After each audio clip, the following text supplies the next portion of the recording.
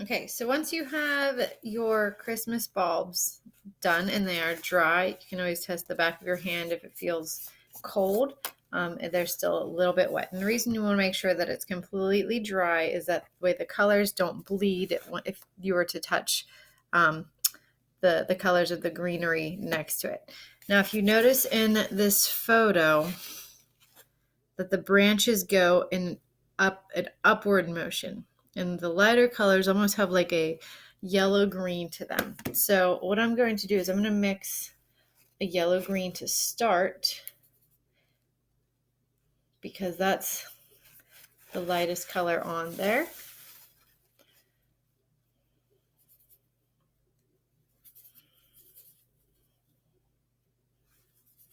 So I'm getting that prepped. And then what I'm going to do is I'm going to take my brush from the inside and then point it out and up so I get that shape of that Christmas tree.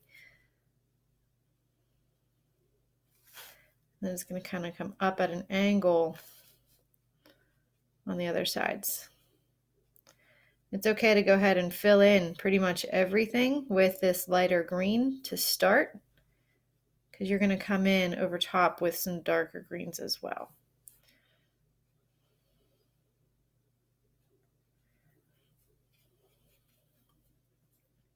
Now I'm going to work kind of quickly because I do want to add some color as this is still wet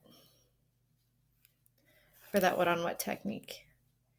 You notice I'm pointing my brush from the inside out and going up. Even as that paint up there is still a little bit wet, I'm going to come in from a different, like just kind of blot in some different greens. So that way those blend together while it's still wet. Some areas you're going to have lighter, some areas you're going to have darker.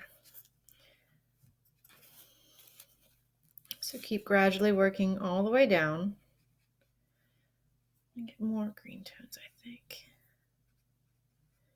Going around the bulbs. I'm not going over top of them, but I'm rather painting around them.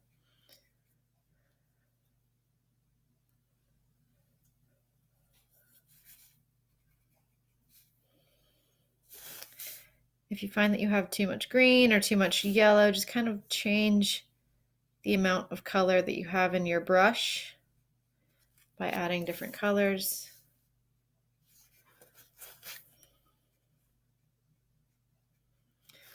As I'm going towards the base of the tree, instead of going up so much, the branches tend to go a little bit more out.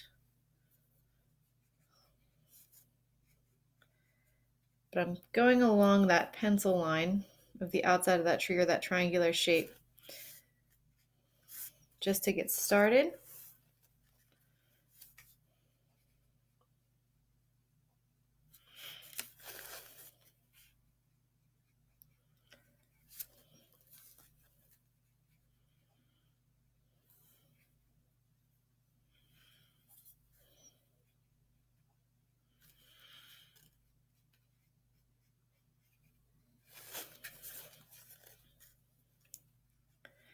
And again, while that's still wet, you can kind of come in with some darker green tones.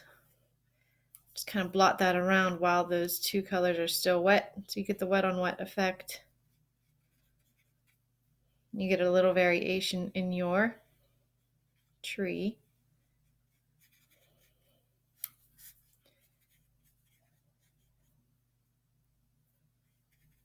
You can see those colors kind of bleed together a bit.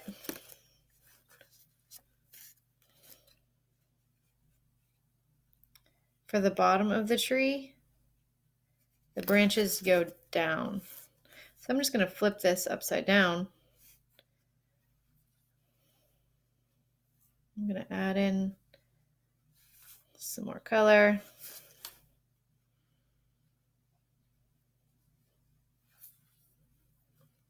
So some of the branches are more individually kind of displayed. Some are a little bit more clumped together.